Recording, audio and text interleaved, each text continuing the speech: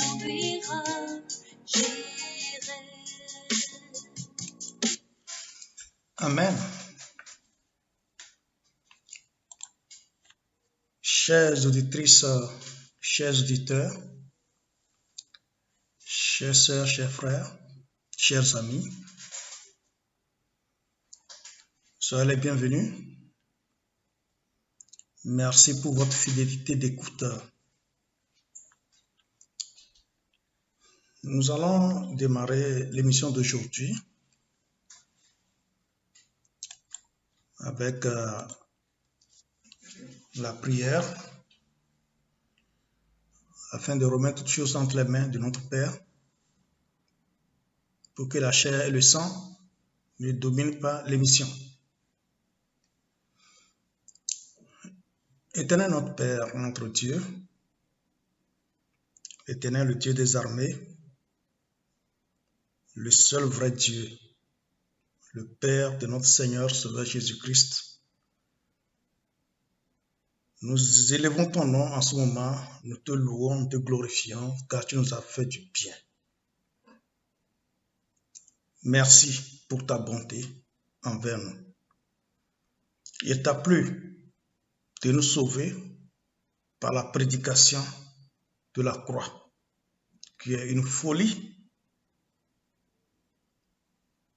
une grande incompréhension pour plusieurs, mais nous qui avons cru, c'est une puissance et nous en sommes fiers. Merci. Je te remercie pour la vie de ma sœur, de mon frère, de toutes les personnes qui sont à l'écoute en ce moment et celles qui vont écouter cette émission en différé. Touche leur cœur, Seigneur, car ta parole ne peut pas être comprise et acceptée si toi tu ne choisis les personnes que tu veux sauver. Je prie pour que toutes les personnes qui vont écouter cette émission aient cette grâce d'avoir le cœur humble et disposé pour recevoir ce que tu nous dis. C'est au nom de Jésus que j'ai prié. Amen.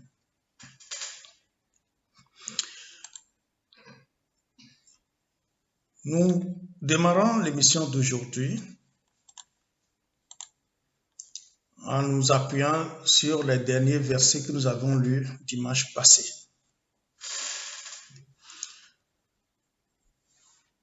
Dimanche passé, le dernier passage que nous avions lu, c'était 2 Corinthiens chapitre 5, versets 18 à 21. Je vais le reprendre.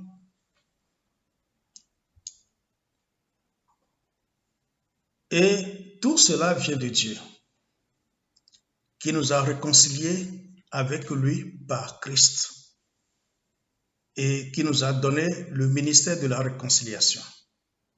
Car Dieu était en Christ, réconciliant le monde avec lui-même, en n'imputant point aux hommes leurs offenses. Et il a mis en nous la parole de la réconciliation. Nous faisons donc les fonctions d'ambassadeurs pour Christ, comme si Dieu exhortait par nous. Nous vous en supplions au nom de Christ, soyez réconciliés avec Dieu. Celui qui n'a point connu le péché, il l'a fait devenir péché pour nous, afin que nous devenions en lui justice de Dieu. Amen.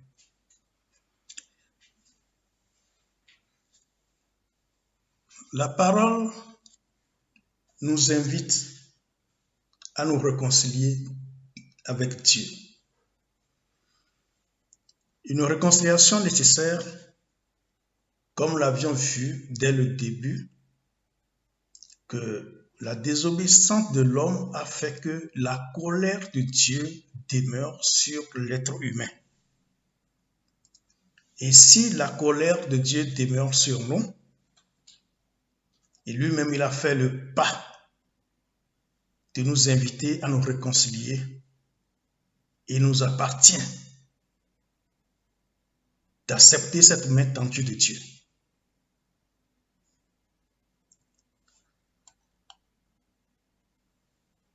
Le verset 20, surtout la dernière phrase,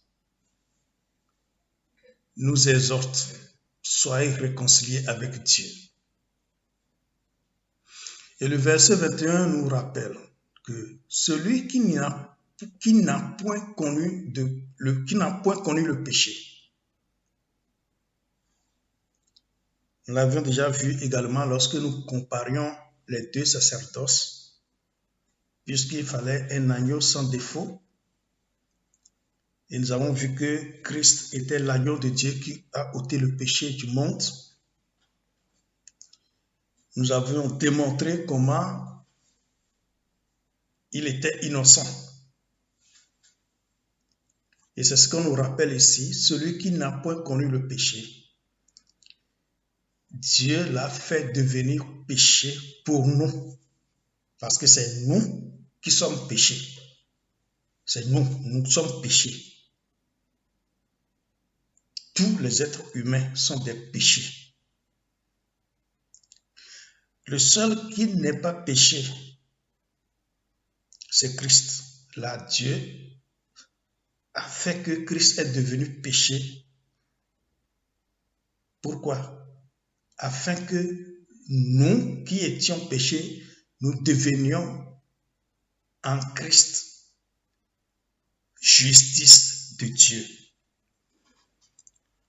Ce qui veut dire que ce changement fait que Dieu nous regarde comme des gens qui n'ont pas de péché, des gens qui ne sont plus de péché. Très souvent, lorsque nous enseignons ces choses, il y a plusieurs qui pensent que nous encourageons les gens à aller pécher. Ceux qui tiennent ce raisonnement, lorsque vous les pesez en réalité, vous allez voir que c'est une pure hypocrisie.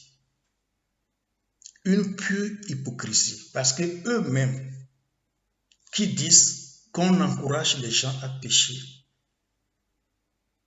combien de temps ils vivent, même au cours de la journée, sans commettre de péché? Ils vont répondre en disant, c'est pour cela qu'ils confessent leur péché. Et moi, je vous dis que ce jeu de péché que vous faites, vous énervez Dieu davantage. Dieu, comme nous l'avions vu, a déclaré que le péché le tourmente et qu'il a choisi un jour pour se débarrasser du péché et passer à autre chose. Vous qui voulez défendre Dieu, avez-vous les moyens d'aider Dieu? Lui dit que le péché le tourmente. Quelle aide vous voulez lui apporter? Vous voulez aider les hommes à vivre sans péché? Ce faisant, vous développez un réseau d'hypocrites. Parce qu'il est impossible à l'homme de commettre des péchés. Vous développez un réseau d'hypocrites et vous-même vous êtes hypocrite, des hypocrites. Vous n'êtes que des hypocrites. Au lieu d'être honnête avec vous-même, vous êtes des hypocrites. Vous croyez que vous connaissez, vous enseignez, vous êtes des hypocrites. Vous comptez sur vos tempéraments. Chaque tempérament a ses faiblesses et ses forces. Là où vous n'avez pas de faiblesses, d'autres en ont. Ce n'est pas parce que vous n'avez pas de faiblesse dans ces domaines ou bien sur ces plans que vous êtes bon. Vous avez des faiblesses ailleurs. C'est pourquoi la parole de Dieu dit, toi qui ne commets pas l'adultère, tu commets le meurtre. Et lorsque tu veux appliquer la loi, tu veux respecter la loi, tu respectes toute la loi et tu pêches contre un seul commandement, tu as péché contre tous. Ça veut dire que toi qui juges l'autre, qui traite l'autre de pécheur, parce que tu ne commets pas d'adultère, tu ne commets pas la fornication, tu ne voles pas, tu ne mens pas. Mais lorsque tu te mets en colère, Dieu dit que tu as transgressé toute la loi. Tu vas dire que tu vas confesser le péché. Tu commets un péché. Tu comptes confesser ce péché-là dans une heure de temps. 30 minutes après, Christ arrive. Il y a l'enlèvement. Toi, tu es demeuré dans ton péché puisque tu n'as pas la foi pour croire que tu peux être sauvé. Donc, le temps que tu confesses tes péchés, Christ est arrivé. Tu rates l'enlèvement, oui ou non?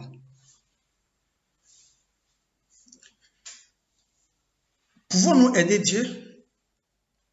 C'est lui qui définit les règles. Nous ne pouvons pas l'aider.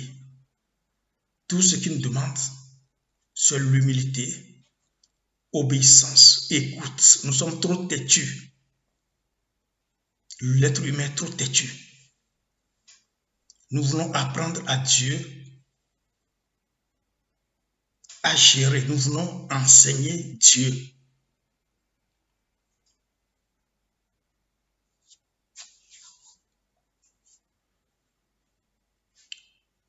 Toi, tu as reçu une bonne éducation.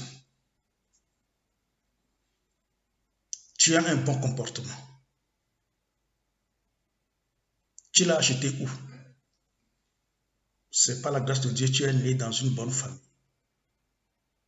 Mais un enfant qui est né dans le ghetto se retrouve être enfant de rue. Ses aptitudes sont orientées vers le crime tout le temps. Voler pour survivre. Et toi, tu dis non, tu as les bonnes manières, tu ne pourras pas voler. Je crois que Dieu est injuste pour penser que toi, tu es bon et condamner l'autre qui est né dans le ghetto. Si Dieu fait ça, Dieu n'est plus juste. Il ne faut pas attribuer l'injustice à Dieu. Tu écoutes la parole de Dieu, tu médites sur ça pour comprendre ce que la parole de Dieu veut dire. Tu humilies ton cœur pour que Dieu t'apprenne ce qu'il veut que l'être humain connaisse pour être sauvé.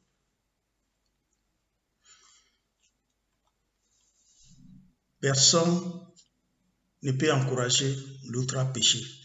Tu es même péché, donc ce n'est pas quelqu'un qui va t'encourager à pécher. C'est de l'hypocrisie à haute dose. Arrêtez l'hypocrisie. Et reconnaissez que vous n'êtes rien, vous n'êtes que des péchés. Et si vous ne reconnaissez pas ça, Dieu ne veut pas vous agréer. Vous n'aurez même pas la foi pour être sauvé. Parce qu'on n'est pas sauvé par des cérémonies. Il faut avoir la foi pour être sauvé. Le salut est un don gratuit que Dieu nous donne. Mais c'est seulement par la foi que vous pouvez l'accepter. Si vous n'avez pas la foi, vous irez en enfer avec vos pratiques religieuses, avec vos grands diplômes, vos grandes études. Vous irez en enfer sans escale. On ne joue pas avec la parole de Dieu. Nous allons continuer la lecture dans Philippiens chapitre 1. Nous allons lire à partir du verset 19.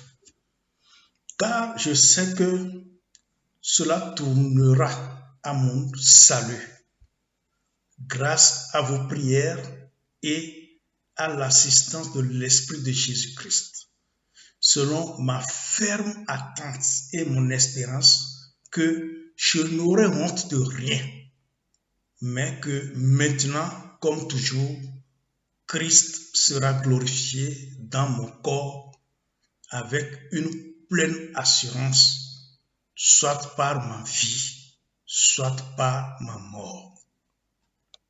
Verset 21.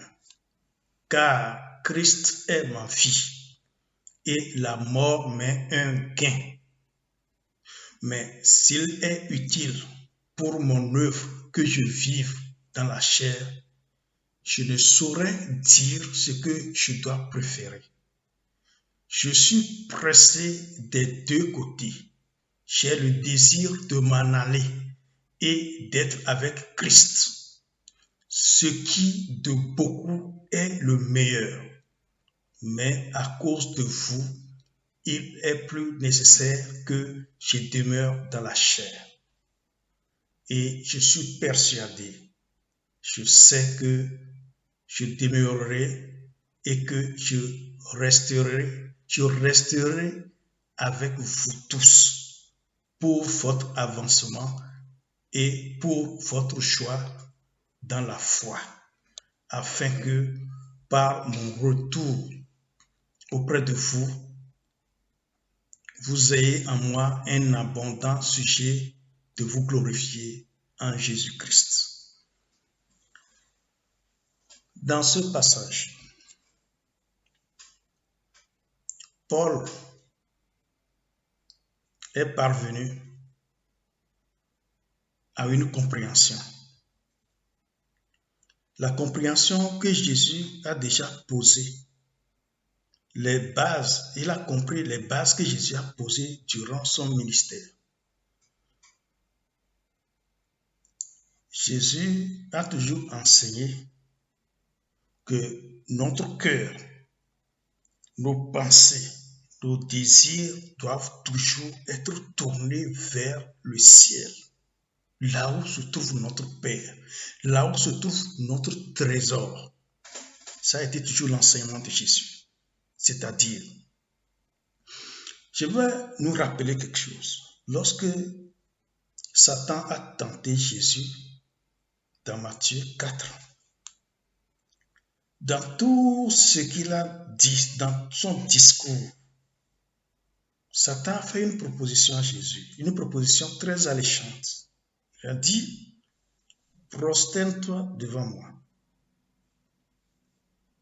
et je te donnerai tous les royaumes du monde et leur gloire. Car cela m'a été donné et je donne à qui je veux.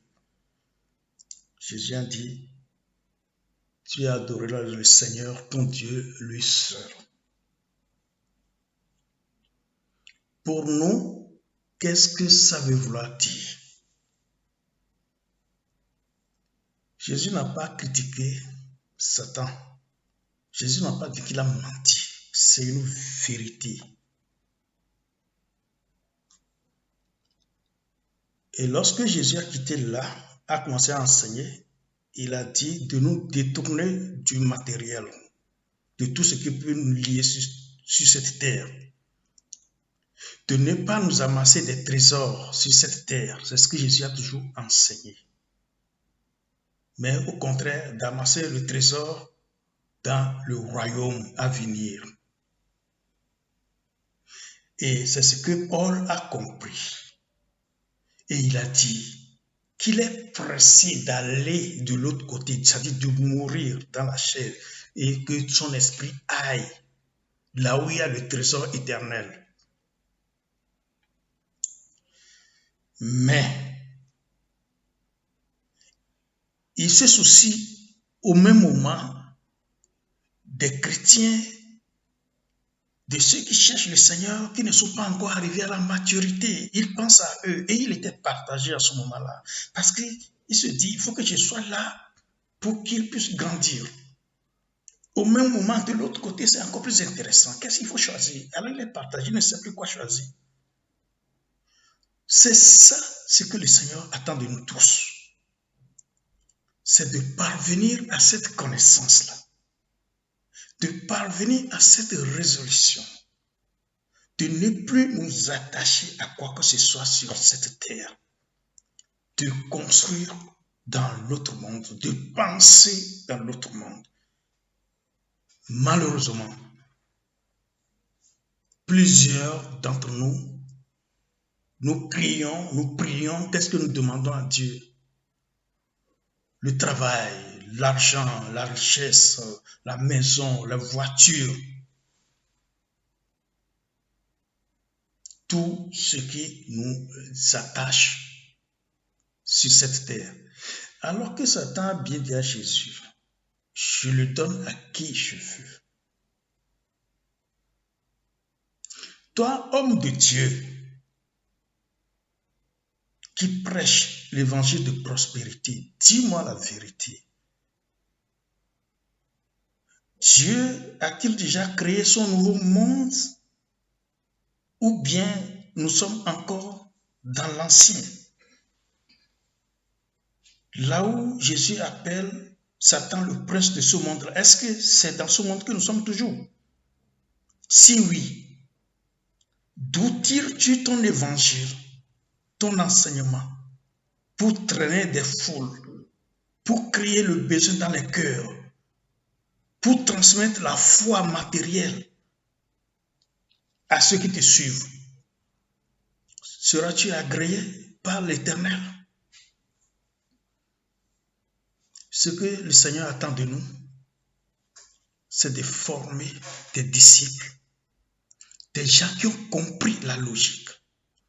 Le combat de Jésus, le premier combat de Jésus, n'a pas été physique. C'était un combat stratégique. Un combat en douceur qui concerne à transmettre la connaissance pour affranchir les esclaves que nous sommes du bien matériel. Et lorsque nous serons affranchis du bien matériel, automatiquement nous sommes affranchis de Satan qui est le maître.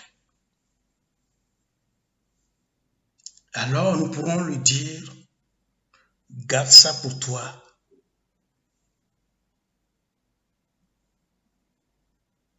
Mais lorsque vous développez dans les cœurs le succès sur cette terre, le règne dans ce monde, vous les détruisez. Vous leur donnez une foi qui les détruira. Cette foi ne peut pas leur permettre d'aller dans le royaume de Dieu.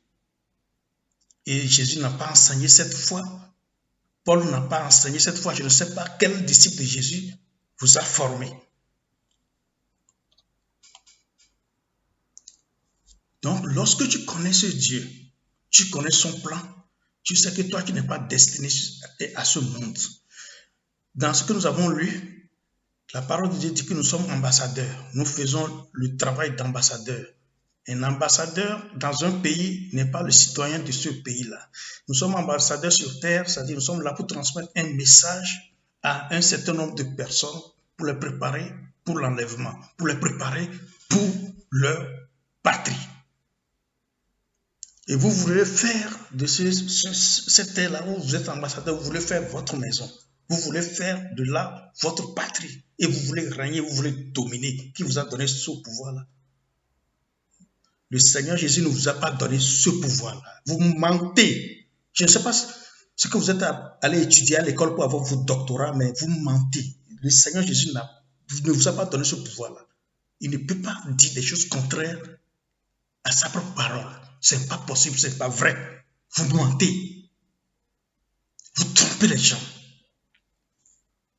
Vous créez des besoins matériels dans le cœur des gens. Et ils n'ont plus la foi en Dieu. Ils ont la foi matérielle. Les gens vont dans des églises pour être bénis.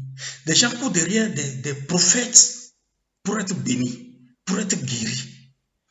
Tout sur terre. Ils veulent tout sur terre. Ils n'ont plus la foi pour regarder leur patrie, pour regarder là-haut, pour regarder le royaume de Dieu à venir.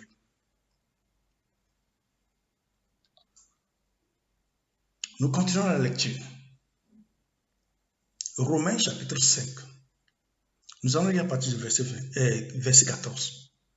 Cependant, la mort a régné depuis Adam jusqu'à Moïse.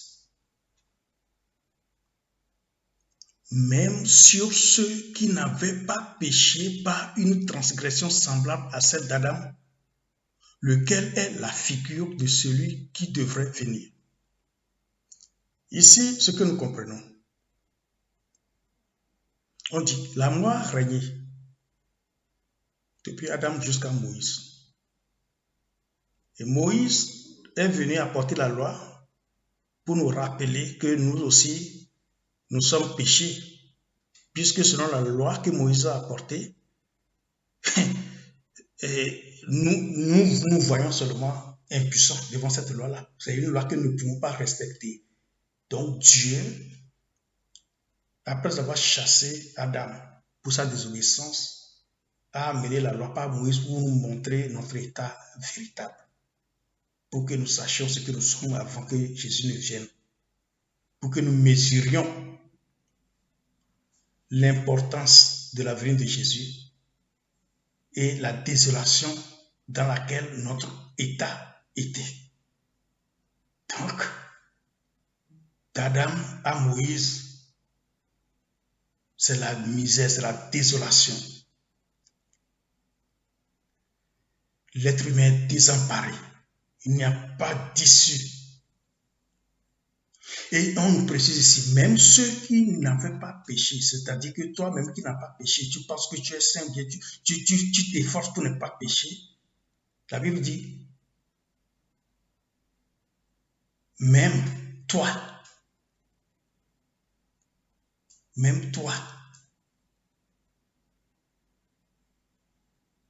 la mort a régné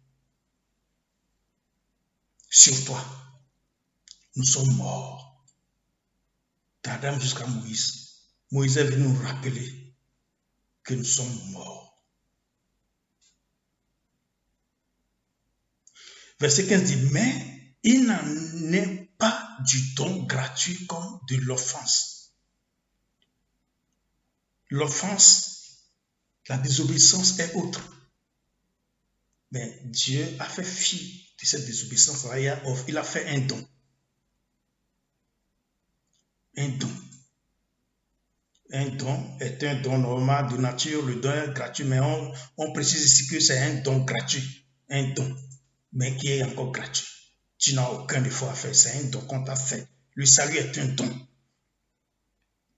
Car si par l'offense d'un seul, il en est beaucoup qui sont morts, à plus forte raison, la grâce de Dieu et le don de la grâce venant d'un seul homme, Jésus-Christ, ont-ils été abondamment répandus sur beaucoup. Un seul a péché, plusieurs sont morts. Moïse est venu nous rappeler notre état de mort pourri.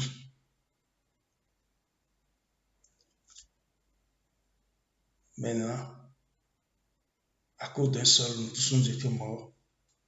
Dieu dit, à cause d'un seul, nous avons tous retrouvé la vie. Vous, qu'est-ce que vous voulez ajouter? Quelle confession tu sais faire? Tu sais prier? Est-ce que tu sais prier? Tu sais confesser quel péché? Quel péché tu peux confesser à Dieu? Qu'est-ce que toi tu peux faire? Quand tu confesses ton péché là, tu verses quel sang? La Bible dit, sans effusion de sang, il n'y a pas de pardon. La Bible dit, tes confessions là, tu le tourmentes. La Bible te demande de réfléchir, d'avoir l'intelligence pour quitter ce stade de bassesse là et de monter. Parce que Dieu dit que tu es appelé à être un enfant de Dieu. Mais à cause de l'ignorance, tu péris. Dieu est triste de dire, mon peuple périt faute de connaissance. L'ignorance vous détruit.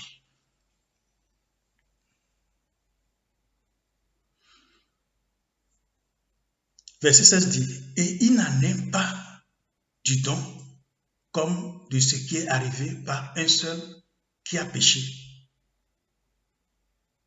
Un seul a péché, nous tous nous sommes morts, nous sommes condamnés.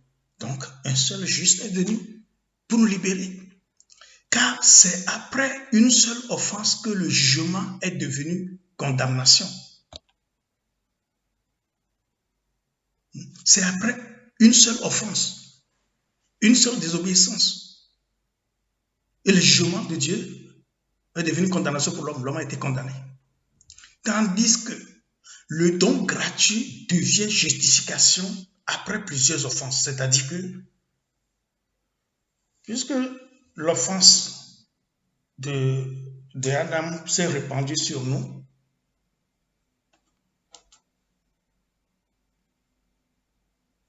nous aussi nous avons continué à offenser Dieu. Donc ça fait plusieurs offenses, plusieurs péchés. Maintenant on dit, tandis que le don gratuit devient justification après plusieurs offenses. Donc après plusieurs offenses, Après toutes ces années, ces siècles d'offense, Dieu amène la loi pour que nous puissions bien regarder notre état et reconnaître qu'il nous est impossible de respecter les choses. Donc, le péché nous a condamnés. Et après plusieurs offenses, Dieu envoie un seul homme pour nous justifier. Maintenant, verset 17-18. Si par l'offense d'un seul, la mort a régné par lui seul, à plus forte raison, ceux qui reçoivent l'abondance de la grâce et du don de la justice régneront-ils dans la vie par Jésus-Christ lui seul. Un seul a péché. Nous tous nous étions condamnés. Et ça nous a entraînés dans le péché que nous commettons. Nous commettons le péché tout le temps. Maintenant, un seul arrive, il nous transmet la justification. Dieu dit, maintenant je mets fin au péché. Ça ne veut pas dire que je ne peux plus commettre de péché, puisque tu es dans la chair du péché. Cette chair a des désirs. Tu continues de pécher, mais Dieu en a fini avec ça. Dieu te cherche ailleurs. Ton péché aujourd'hui, c'est ton désir matériel. C'est ça qui va t'amener en enfer. Ce n'est pas ton péché qui t'amène en enfer, c'est ton désir matériel. Parce que le prince qui détient ces choses, lui, il est condamné. Et puisque toi aussi tu es attaché à ça, tu vas avec lui. Mais si tu libères ton cœur, tu te trouves avec Christ, qui t'a transmis sa sanctification, sa justification, qui dit qu'il n'a pas de place ici. Il a dit à ses disciples, il a dit à un, du moins qui voulait le suivre, il a dit, les renards ont des tanières, les oiseaux ont des nids, mais le Fils de l'homme n'a où reposer sa tête. Le Fils de l'homme, il n'a pas un endroit où reposer sa tête. Pour ceux qui, pour avoir de l'argent, ils disent, Jésus lui-même, quand il enseignait, il déposait des corbeilles pour que les gens jettent de l'argent dedans. Mais lui dit qu'il n'a pas un lieu où reposer sa tête. Qu'est-ce que vous voulez nous enseigner? Son royaume est ailleurs. Si vous voulez être avec lui et vous pensez sur des choses qui sont là-haut, et vous n'allez pas tomber dans des pièges que l'ennemi vous tend. Parce qu'il a dit à Jésus, il lui a confessé, il a dit, je le donne à qui je veux. Et c'est ça le monde. Tu veux la grandeur, tu as un prix à payer. Pourquoi tu as un prix à payer? Ce n'est pas Dieu qui te demande de payer ce prix-là. Non, c'est celui qui détient ça. Et c'est ça, quand vous, les hommes de Dieu, vous encouragez les gens à développer la passion, le désir pour le bien matériel, pour la solution facile sur terre, vous êtes des criminels. Parce que vous tuez des âmes en millions. Et les pauvres sont tristes. Les pauvres sont désespérés. Au lieu d'avoir leur confiance sur le Seigneur et le louer pour le salut, on est triste parce qu'on n'a pas le bien matériel. On est triste parce qu'on n'arrive pas à avoir ce que nous désirons. On ne peut pas l'avoir si le prince de ce monde est contre nous. Dieu peut nous faire Dieu peut nous faire grâce en nous donnant ce dont nous avons besoin. Gloire lui soit rendue. Mais ce n'est pas le premier objectif. Nos cœurs ne devaient pas être attachés à ça. Ça ne doit pas faire partie de votre enseignement. Verset 18 dit, ainsi donc, comme par une seule offense, la condamnation a atteint tous les hommes, de même, par un seul acte de justice, la justification qui donne la vie s'étend à tous les hommes. Donc, la justification s'étend. Ce n'est pas l'homme qui fait un effort pour aller la voir. C'est un seul qui a fait l'effort. C'est Jésus-Christ. Moi, j'ai quel effort à faire? Ne nous mentez pas. Ne nous dérangez même pas. Verset 19. Car, comme par la désobéissance d'un seul homme, beaucoup ont été rendus pécheurs. De même, par l'obéissance d'un seul, beaucoup seront rendus justes. C'est pourquoi la dernière fois, je vous disais, je suis juste. Vous voyez, c'est écrit et rien ne peut contrer ça. Verset 19 que je viens de lire là, écoutez, je vais encore relire. Car, comme par la désobéissance d'un seul homme, beaucoup ont été rendus pécheurs, de même par l'obéissance d'un seul, beaucoup seront rendus justes, parce que Jésus a obéi à Dieu. Une obéissance absolue. Et la Bible dit, il s'est humilié. Il a obéi. Aussi, Dieu l'a souverainement élevé et lui a donné un nom qui est au-dessus de tout nom. Vous voyez, c'est lui seul qui a obéi. Et son obéissance nous a libérés. Son obéissance nous a rendus justes. Je ne suis pas juste parce que je confesse mes péchés chaque minute. Je ne suis pas juste parce que je ne commets pas de péché. Je me suis enfermé dans une chambre. Je ne sors pas pour ne pas commettre de péché. Je suis juste parce que Christ est juste. Je n'étais pas péché parce que j'avais commis un péché. Non, j'étais péché parce qu'Adam avait commis un péché. De la même manière, aujourd'hui, je suis juste, pas parce que je suis à cause de moi, je suis, mais parce que Christ est juste. C'est ce que la Bible me dit. Verset 20 dit quoi? Or, la loi est intervenue pour que l'offense abondât. Vous comprenez ça? La loi de Moïse, là, c'est pour que l'offense abondât. Parce que si on ne dit pas ça, c'est interdit, tu ne pourras pas le faire. Non. Avant Moïse, quand Abraham était là, il vivait tranquille, il mangeait tout ce qu'il voulait. Mais quand Moïse est venu, il dit ça c'est impur, ça c'est pas pur. Et les gens, du coup, on est coincé. Vous voyez? C'est la loi qui met en évidence le péché et la désobéissance. Mais là où le péché a abondé, la grâce a surabondé. Afin que, comme le péché a régné par la mort, ainsi la grâce régna par la justice pour la vie éternelle. Pour la vie éternelle, par Jésus-Christ notre Seigneur. Regardez, vous pouvez critiquer, c'est votre problème, on s'en fout. Moi, je suis heureux, je suis content. Vous voyez, voilà. La Bible dit quoi? Or, la loi est intervenue pour que l'offense abondât. Ok? On dit péché, péché, péché, péché. Maintenant, écoutez, mais là où le péché a abondé, la grâce a surabondé. Ce qui veut dire que le péché ne peut pas dépasser la grâce. Quel que soit le péché que tu commets, la grâce vient noyer tous tes péchés. Et moi, je vais perdre mon temps sur ça. C'est votre problème. Alors, chers amis, chers frères, chères sœurs, je suis heureux, je suis content d'être parvenu à ce point. Nous allons tirer la conclusion prochainement. Mais aujourd'hui, cette joie que j'ai, je la partage avec vous. Avant de tirer la conclusion, regardez ce que la parole de Dieu nous dit. C'est-à-dire que tu dis, tu voles, tu fais ceci, tes péchés ne vont jamais dépasser la grâce. Je vais te dire, je vais répéter. Si tu vas en enfer un jour, ce n'est pas à cause de tes péchés, c'est à cause de ton entêtement que tu iras en enfer.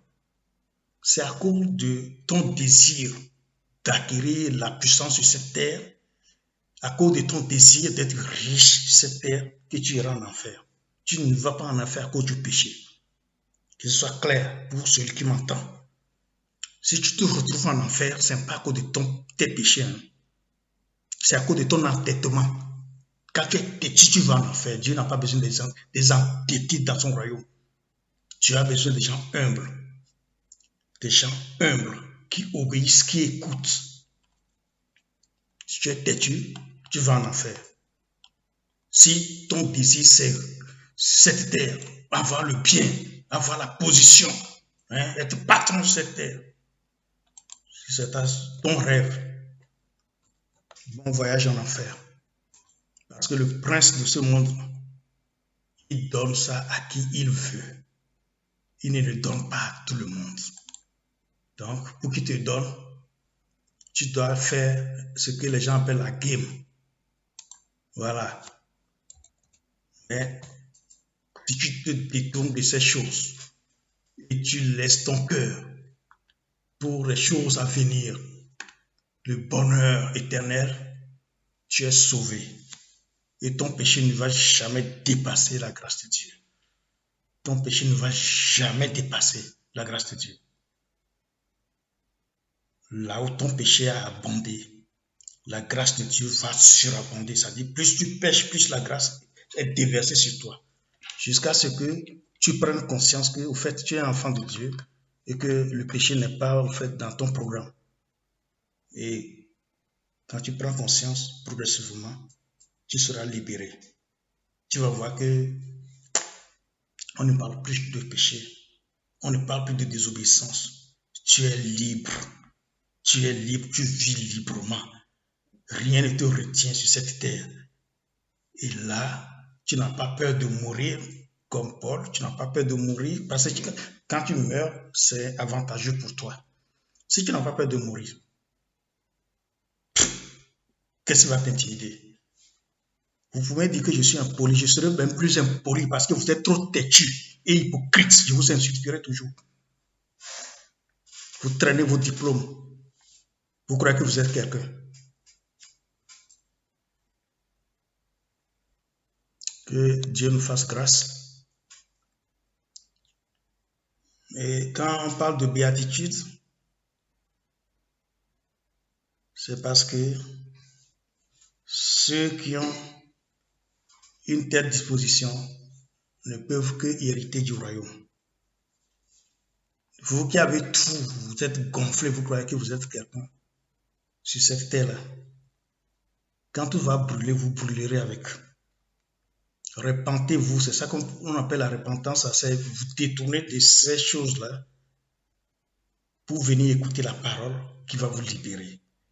Jésus a dit quoi? Vous connaîtrez la vérité vous affranchira. Pour le moment, vous êtes des esclaves. Des esclaves. Je crois que nous allons nous arrêter aujourd'hui ici. Père, je te remercie pour ce que tu nous as encore enseigné aujourd'hui. Je crois que mon frère et ma soeur ont compris quelque chose et ils sont libérés pour toujours. Et nous attendons le retour de ton Fils Jésus-Christ. Pendant ce temps, nous parlerons de cette bonne nouvelle du royaume à toute la création. Pour que ceux que tu as destinés au salut soient sauvés et ceux qui sont destinés à la perdition se perdent dans leur orgueil. Fais grâce à tes enfants et permets-leur de connaître la vérité pour être affranchis au nom de Jésus. Amen. Chers amis, chers frères, chères sœurs, on se retrouve dimanche prochain si Jésus ne revenait pas. Soyez bénis et bonne semaine à tous. Amen.